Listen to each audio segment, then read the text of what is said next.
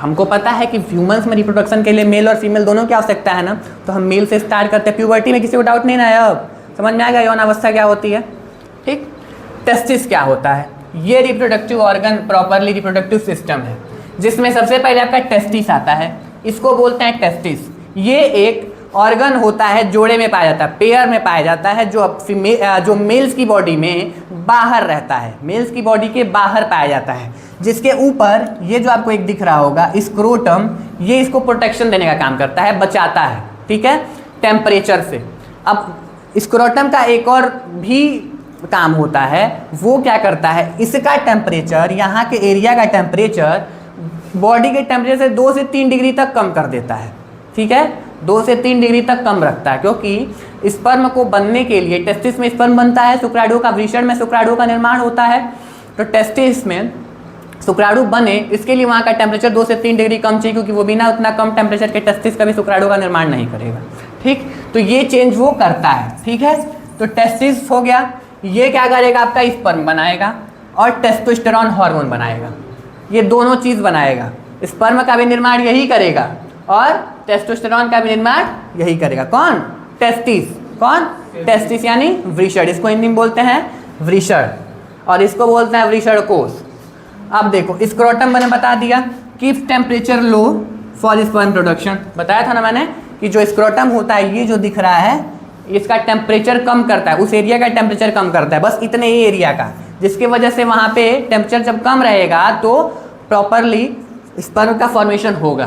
तीसरा आपका vas deferens, carrying of sperm. अब इसमें मान के चलो तुम्हारे घर में शादी ब्याह पड़ा रहता है, तो भंडारी जब खाना बनाते हैं तो साथ में 2 वेटर भी तो चलता है ना, खाना बल्टी बल्टी लेके जाने के लिए, कि जो जहाँ से स्टॉल है वहाँ तक खाना ले जाने के लिए कुछ रहता है ना, रहता है कि नहीं रहता है। तो वैसे ही यहाँ पे कुछ बन रहा है, तो इसको पहुँचाने के लिए यहाँ से जब बॉडी से बाहर निकलना है, तो इसको रास्ते में कोई रास्ता एक होना चाहिए जिसके थ्रू वो जाएगा, तो वो ये काम करता है वास डिफरेंस। ठीक है, ये वास डिफरेंस है, ये जो आपको दिख रहा है ये वास डिफरेंस है।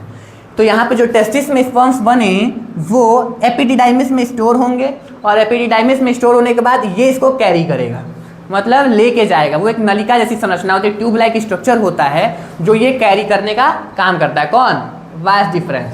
अब चौथे होते हैं ग्लैंड्स। ग्लैंड्स यहाँ पर आपको एक सेमाइनल वेसाइकल दिख रहा होगा, ये एक सेमाइनल वेसाइकल करके ग्लैंड दिख रहा है। ये सेमाइनल वेसाइकल एक सेमाइनल फ्लूइड बनाता है।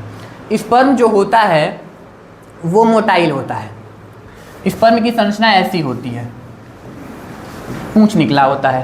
तो आपको पता होगा पतंग में पूंछ लगा देते हैं तो ज़्यादा तेज उड़ता है ना, तो वैसे जो स्पर्म होता है ये भी मोटाइल होता है, ये भी चलने फिरने में बड़ा सक्षम होता है। बस ये है कि अनरे जैसा चलता है, इसके पास आँख नहीं है कि सीधे जाना तो सीधे जाना, इसको इधर मन करे तो इधर जाएगा, इधर मन करे इधर जाएगा, इधर भी चलता रहता है। ठीक, तो इसको चलने के लिए, मछली को तैरने के लिए मीडियम चाहिए ना, पानी चाहिए, माध्यम, तो वैसे स्पर्म को चलने के लिए एक माध्यम चाहिए, वो माध्यम वो सेमाइनल वेसाइकल प्रोड्यूस करता है। ठीक, तो जब यहाँ से सेमाइनल वेसाइकल एक सेमाइनल फ्लूइड करके एक लिक्विड सेक्रेट कर देगा, तो ये जब स्पर्म उसमें मिल जाएगा तो वो सीमेन कहलाने लगेगा। ठीक है, जब semen seminal vesicle sperm seminal vesicle में मिल जाता है तो वो सीमेन कहलाने लगते हैं। ठीक है, वीर्य कहलाने लगता है। तो यहाँ से जब निकलेगा तो निकलते निकलते यहाँ आएगा, तो यहाँ पे आपका ब्लैडर है, ये यूरिन वाला। अब देखो, ये जो होता है मेल्स के अंदर कॉमन पैसेज होता है, मेल्स के अंदर एक ही ऑर्गन, एक ही बॉडी पार्ट्स के थ्रू यूरिन भी बाहर आएगा, एक्सक्रेटा भी बाहर आएगा, एक ही बॉडी के थ्रू स्पर्म भी बाहर आएगा व्हेनेवर इट्स नीडेड। तो ये क्या करेगा, प्रोस्टेट ग्लैंड जो है इसको बंद कर देगा, किसको? यूरिन वाले रास्ते को ब्लॉक कर देगा, यूरिन वाले रास्ते को उसको बंद कर देता है ना, कनेक्शन काट देता है। भैया अभी किसी इंपॉर्टेंट काम के लिए आपको हम कुछ देर के लिए बंद करते हैं, फ़ोन आता है ना, कहीं करने जाते हो, चाहे कुछ इंपॉर्टेंट रहेगा, हाँ भैया रुकिए आपका फ़ोन रख रहे हैं 2 मिनट के लिए होल्ड करिए, कोई होल्ड कर देता है। तो वैसे आपका प्रोस्टेट रहता है यूरिनेशन को होल्ड कर देता है, यूरिन को कुछ देर के लिए होल्ड कर देता है, जिसके वजह से होल्ड होने के वजह से अब जो स्पर्म है वो प्रॉपरली बॉडी के थ्रू बाहर आ सकते हैं। समझ में आया? क्योंकि अगर यूरिन वहाँ पे निकलने लगेगा तो स्पर्म को मार देगा। ठीक है, इसी वजह से ये जो होगा इसको ब्लॉक कर देता है कौन? प्रोस्टेट ग्रंथि। कौन? Prostate gland. ठीक, अब जिसकी वजह से ये पेनिस का पार्ट है, जिसके थ्रू ये sperm whenever it's needed body के थ्रू बाहर आ जाता है। और बाहर आने का मतलब नॉर्मली इन्वायरमेंट में बाहर इसको नहीं आना होता है, ये फीमेल्स की बॉडी में जाता है, जिसकी वजह से फर्टिलाइजेशन होता है। फीमेल्स की बॉडी में इसका इंसेमिनेशन होना होता है। तो बहुत ज़्यादा डीप आपको 12th में पढ़ाया जाएगा, इतना सिलेबस के हिसाब से ही पढ़िए। देखो हाँ, स्पर्म कहाँ बनता है बताओ तो? टेस्टिस में बनता है ना? कहाँ बनता है जी? टेस्टिस में। Very good. देखो, tiny bodies with long hairs with motility towards the egg, मैंने बताया था ये आपका स्ट्रक्चर है स्पर्म का।